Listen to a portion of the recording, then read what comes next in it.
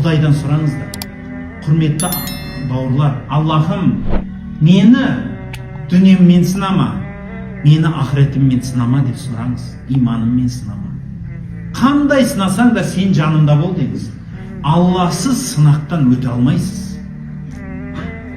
Қандай сынақ болса да, бір емтиханның өзіне қандай дайындалады? Қазір ұбт деген келіп жатыр ғой, мысалы. ұбт-ға баласы кіретін, қызы кіретін кезде ата-анада да ұйқы қашады ғой, білесіз ба? Ата-ана, баласы бәрі, біреулер давление болып құлап жатады, әке-шешесі ар жақта. Емтихан тапсырмайды ол. Емтихан тапсыратын біреу ғой. Бірақ ол мына жақта, біреу ар жақта больницада жатады ғой. Балам емтиханға кіріп кетті, не болады екен дейді, ауырады да қалған әже, давление. Біреудің емтиханы ғой.